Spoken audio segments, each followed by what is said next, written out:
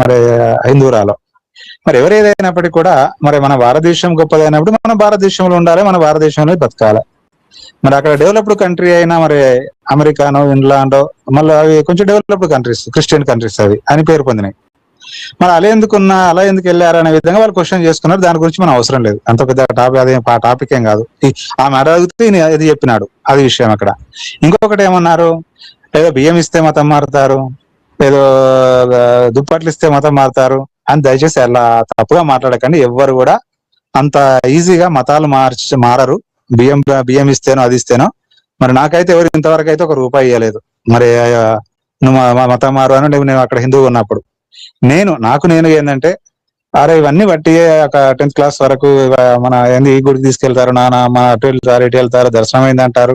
అసలు దేవుడు ఉంటే కనబడాలి కానీ అసలు ఏంటి వీటిని పట్టుకొని దర్శనం అయిందంటారు.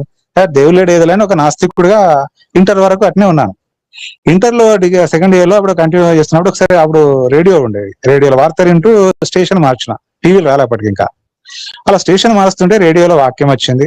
అదేంటి మాటలు వస్తూ మాటలు వస్తున్నాయి దేవుని గురించి. అదేంటి దేవుడే లేదనుకుంటే దేవుని గురించి చెప్తున్నారని ఉంటే, యేసుక్రీస్తు రావడం గురించి ప్రకటన గ్రంథం చెప్తున్నారు. ఆయన మరణించడం, తిరిగి లేవడం, పరలోకానికి రెండోసారి మళ్ళీ వస్తడం అనేది నాకు చాలా ఇంట్రెస్ట్ సబ్జెక్ట్ అది. అదేంటి దేవుడే లేడని నేను అనుకుంటున్నా, మరి ఇలా దేవుడు ఉన్నాడట, మరి మొదటిసారి వచ్చినట్టు రెండోసారి వచ్చినట్టు ఇదేందని చూస్తే ఆ బైబిల్ స్టడీ చేస్తే అర్థమైంది. అప్పుడు ఓహో దేవుడు ఉన్నాడు, అక్కడ ఉన్నాడు, రియల్ గాడ్ ఇతనే అని నేను డిగ్రీలో అది చదివి, డిగ్రీ తర్వాత ఆఫ్టర్ డిగ్రీ కంప్లీట్ అయినాక నేను బాప్తిస్మం తీసుకున్నాను.